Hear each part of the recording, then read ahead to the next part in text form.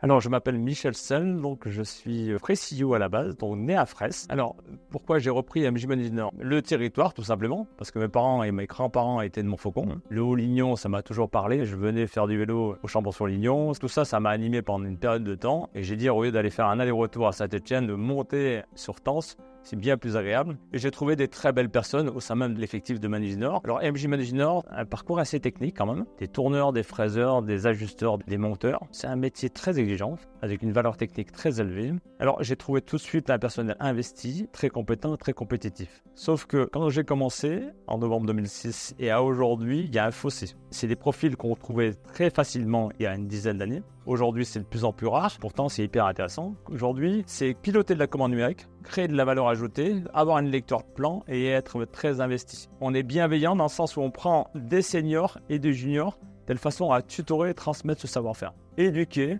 comprendre, ça c'est un parcours complet. Je parle par exemple d'un Thierry Vacher aujourd'hui qui est référent chez moi et associé, qui a un vrai métier, un vrai parcours et qui a plus de 30 ans de métier. Un Olivier Jourjon également, plus de 35 métiers. C'est des métiers très rares, très investis, où chaque fois on fait de la pièce unitaire à valeur technique.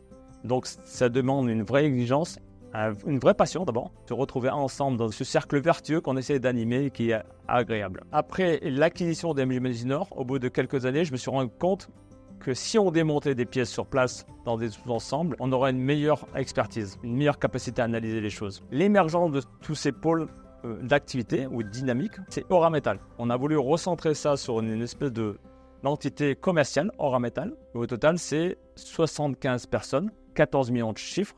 Et donc demain, avec cette croissance qui est annoncée sur le mois d'octobre, ce sera 6 millions de plus et 50 personnes de plus. Merci au Haut-Lignon, parce qu'il faut dire, la genèse, si je ne viens pas dans le département du 43, donc à Montfaucon, par connaissance du Haut-Lignon, je ne serais pas en train d'aller commercer des fours Dros à l'international, Afrique du Sud, Mexique, Équateur, Vietnam. Donc on va dire, à quelque part, ce territoire peu connu, qui est dense, mais très respectueux d'une vraie valeur de savoir-vivre, c'est propulsé vers un domaine international très intéressant. Donc merci à ce territoire de nous avoir accueillis.